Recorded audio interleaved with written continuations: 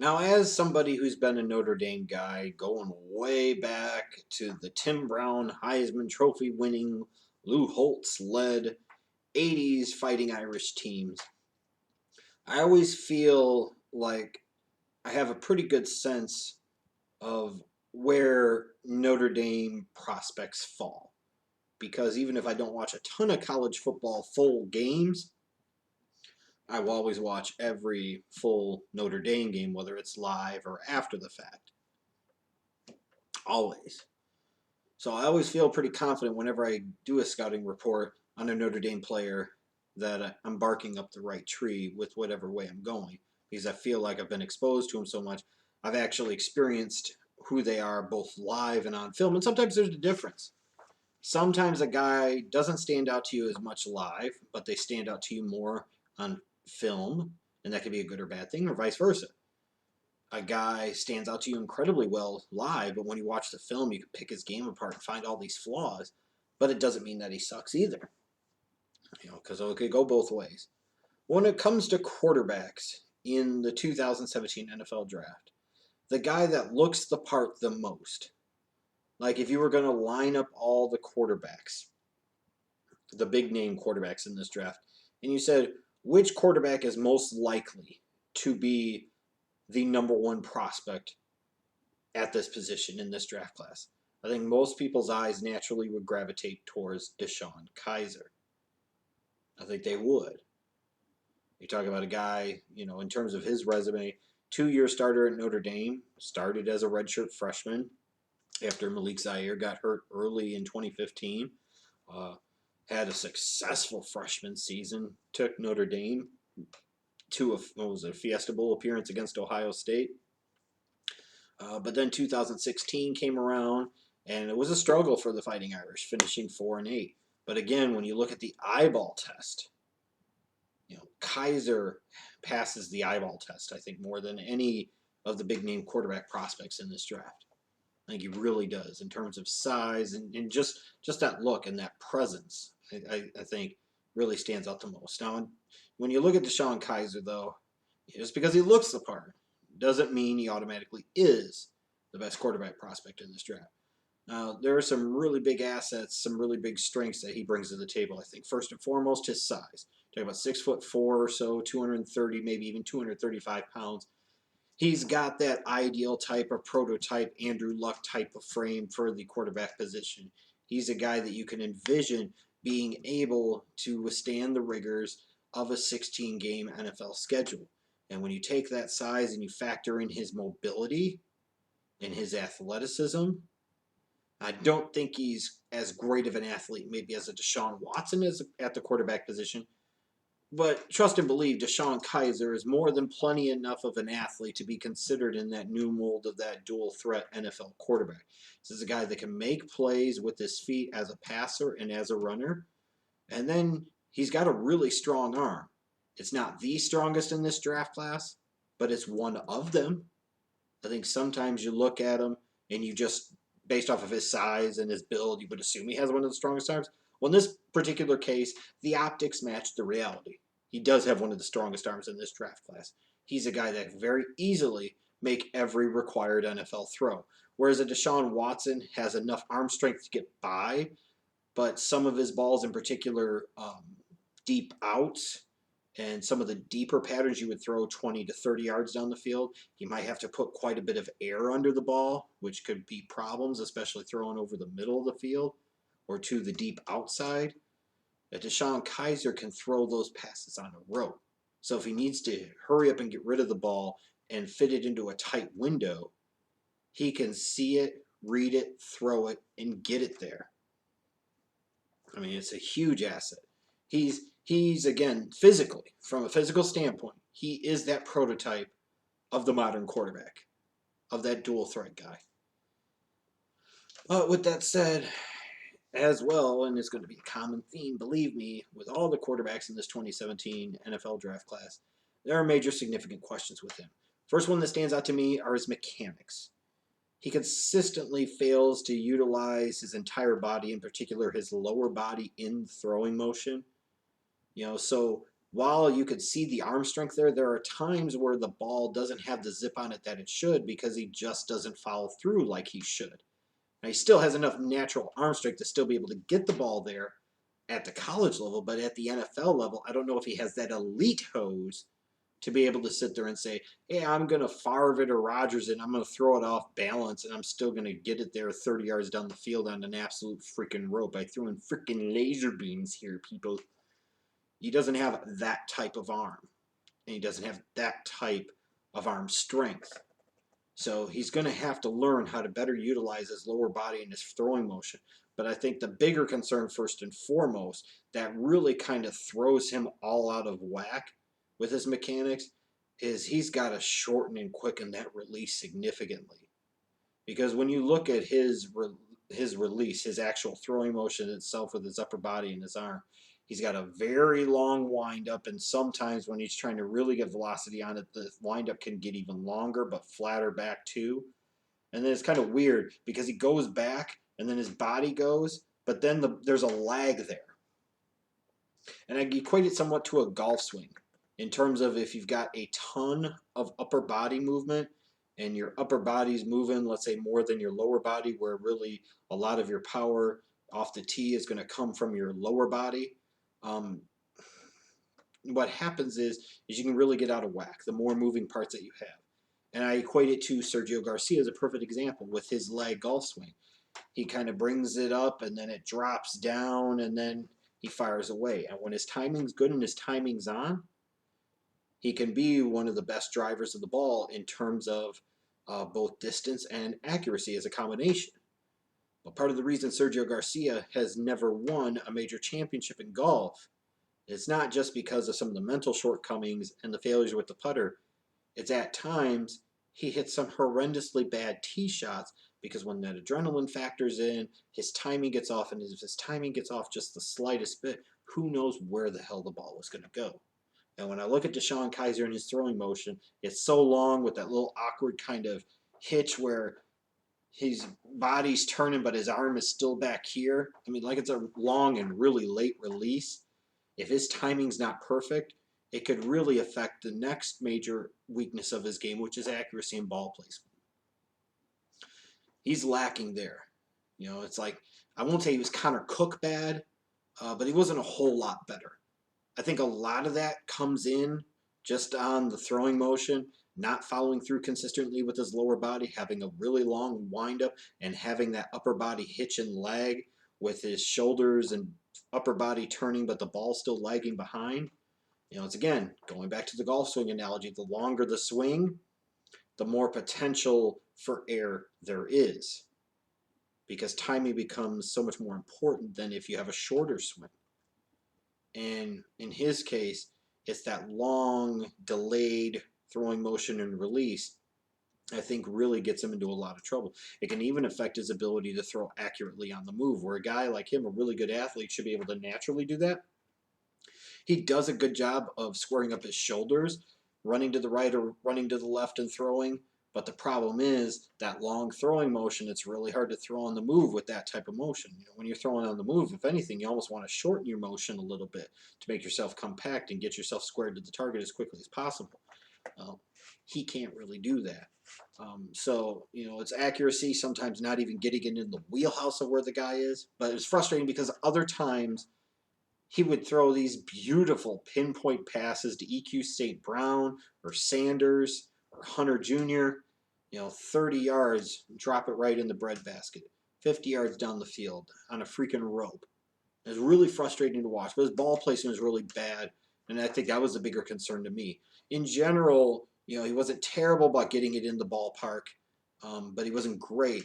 But where he was really bad at was hitting the receiver in the right place. Where the throw necessitates being thrown to the receiver here, he's throwing it here, back here, or way down here. And that can impact the receiver's ability to catch it smoothly and transition into being a ball carrier, affecting yards after catch, and all of that. So it's something he's going to have to significantly work on at the NFL level. And whereas with somebody like a Deshaun Watson, you could say maybe a little bit it ties into throwing motion, but not that much. He just needs to get better at it. He just needs to work at it and maybe make small tweaks here or there. DeShone Kizer really needs a massive overhaul of his entire mechanics, of his entire throwing motion. And if you get that, I promise you the accuracy and ball placement will improve significantly just like that. But one other concern I really have for DeShone Kizer is clutch factor. Now, and some of the intangibles just in general.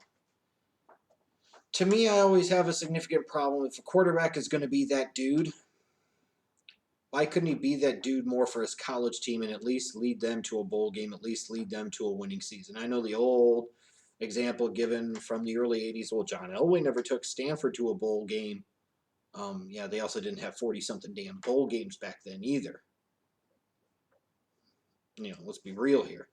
But we're talking about a guy, his team went 4-8. He can blame the defense for stinking, and that's true. And at times, other players on that offense would shoot themselves in the foot with drop passes, with fumbles, and that happens too.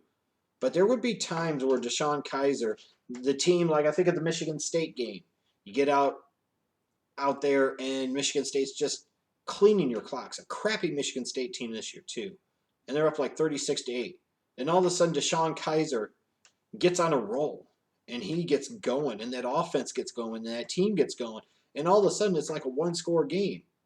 But then, as so happens so often, the Texas game's one example, Michigan State's an example, Stanford's another example. There are all these examples of where DeShone Kizer, if he makes this throw and he hits this receiver in the right spot, it's a first down, game extends, and this team could potentially win the game. And maybe they go from being a 4-8 team to being an 8-4 team.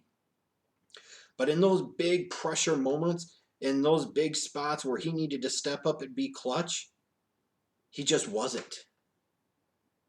And trust me, as a Bears fan that's had to suffer through 8 years of freaking Cutler and crap, you understand the importance of that clutch factor. And the fact of, well, when it's good, it's really good sometimes, but not always.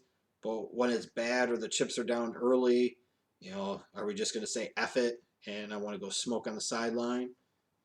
That epitomizes Cutler in many ways. And there's sometimes I look at a DeShone Kizer and I hate to put that Cutler label on him. But there are times where I watch him and it is a little reminiscent of that to me. Jay Cutler, a guy at Vanderbilt. People were kissing his ass coming out of his draft class, in 2006. But at the end of the day, this was a guy, his best record at Vanderbilt was, 5-6? Whoopee, he beat Florida. Well, they lost to a hell of a lot of other people too. And if he was that damn good, even in the SEC, should have found a way to lead his team to a couple of more wins. And I look at DeShone Kizer and some of his failings on key throws and key situations at key moments in time in the game. You want to take a quarterback in the first round. You want him to be that dude, and you want him to have that big game, big play ability. And I don't know that that's there for DeShone Kizer. And sometimes that's just an intangible thing that guys either have or they don't. It's not always something you could develop. So how much of a high pick are you willing to spend on a guy who consistently in 2016, in my opinion, came up small when the chips were on the line? Now, it was impressive to me to see the fight in him and the effort in him and the fact that he didn't quit. And that's where I would completely divest from a Cutler comparison. Because if Cutler throws a pick or two early, I call it the F at J's. As soon as he throws that really bad pick or the team's down 10 or more points, it's a wrap. You might as well bench Cutler because it's over for him and the team is going to lose. You're not even going to threaten to score again. He doesn't have that to him, at least. In terms of an NFL comparison, you'll see some people, I'm sure, that will compare him to Cam Newton. And honestly, let's face it, the only reason they're making that comparison is because DeShone Kizer is a black quarterback and so is Cam Newton. And that is, frankly, a very lazy comparison. Because Cam Newton was a special athlete on the move. He had special arm strength. And he had that clutch factor. He had that big play, big game ability. Now, granted, there are similarities in terms of questions about accuracy and ball placement and mechanics. Both guys show flashes at moments to make big money throws. And Kizer showed me that ability to make big money throws just like Cam Newton did back in 2010 at Auburn. But it's not even close when you're comparing a DeShone Kizer and a Cam Newton. There are traits that are somewhat reminiscent to me of Cutler. I think the most appropriate comparison that I could come up with is either Blake Bortles or Carson Wentz. Now, with that said, Kizer's a little bit bigger and stronger than Blake Bortles. His arm is better. His athleticism is better. Frankly, I think almost everything about him is better as a prospect than was for Blake Bortles coming out of Central Florida in that 2014 draft. So I'm not going to put that Blake Bortles hex on my dude DeShone. I'll compare him somewhat to Carson Wentz. Guys with really good size, arm strength, athleticism, questions about mechanics, some concerns about accuracy and ball placement. Carson Wentz had more of that clutch factor than DeShone Kizer. I don't know if there's a perfect comparison for DeShone in this draft, but I think Carson Wentz is a pretty solid one. Now, granted, Carson Wentz was still quite a bit better as a prospect to me than DeShone Kizer, but in terms of similarities, I think they're there. Now, in terms of my final grade for DeShone Kizer, in terms of the 10 categories that I grade for the quarterbacks, you add in the 5% quarterback premium that I put there because of the importance of the position and how if you have two similarly graded players and you need a quarterback, you should always take the quarterback, and most right-thinking teams would. His final grade, to me, is an 86.625, which puts him squarely in middle second round type of territory in terms of his rating as a player. Now, with that said, is he somebody that I could see a team reaching for in the top half of the first round? Perhaps. And I understand with that size and that arm strength, that if you feel you can work on those mechanics and you feel like you can build up his confidence, you could potentially have a really good NFL quarterback. Potentially. You know, or he could just be a better version of a Logan Thomas for all we know. I mean, but in terms of this draft, you know, when all is said and done in terms of my grading, I might only have 15 or 18 or 20 players above him. And then in that case, I would say, well, then he's probably like a top 20 pick. So if you take him in the top 10, I really don't think that's that bad, especially with the importance of the quarterback position. I obviously would feel more confident based off of where I grade him to take him in the second round. And I think if you got him in the second round, you know, you're doing the draft pretty well. But if you popped up into the back end portion of round number 1 to take him, to get that extra team-friendly guaranteed year on his rookie contract, I understand that too. In terms of his best NFL fits, I think the Cleveland Browns are potentially a good fit for him. You know, picking at number 12 in the first round or trading back up from their first overall pick in round 2, getting up into the tail end portion of round 1. So the good organization would probably do if they liked Kizer and thought he could be that dude. You know, then you go get him. Who knows with the Browns? Arizona, I think, is a good fit. Might not be a good fit in terms of Bruce Arians not wanting to work with a young quarterback because maybe Bruce Arians doesn't want to coach much longer. But I really think in terms of systematic fit, if Kizer had a year or two to sit behind a Carson Palmer and work with a Bruce Arians, I think Bruce Arians would do wonders for DeShone Kizer and he could get a lot out of him.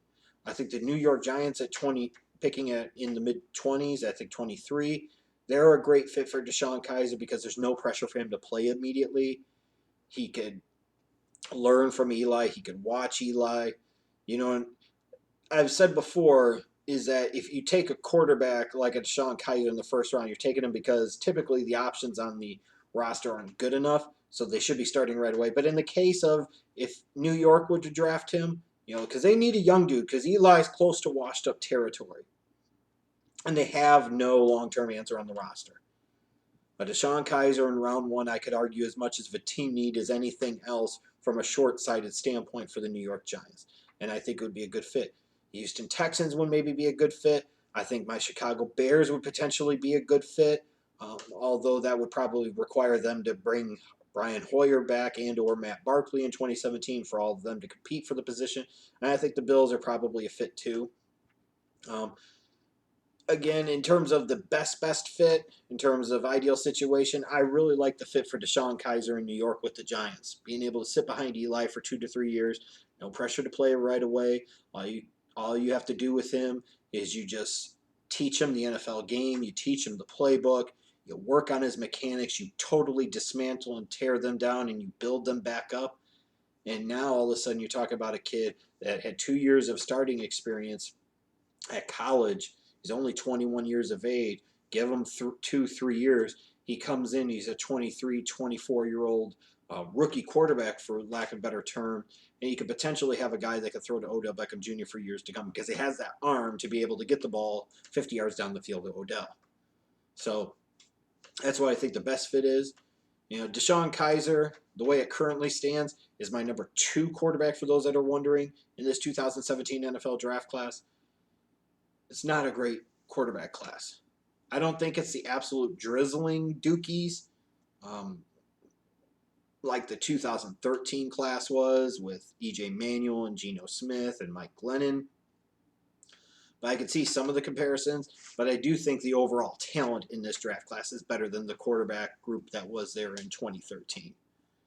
Not that that's a hell of a compliment, but if you're looking for guaranteed can't-miss quarterbacks out of this draft class, they're not there. There's some guys that could be that guy, but they all have fleas on them in terms of the types of prospects they are and how many holes they have in their game, and DeShone Kizer fits that mold for sure.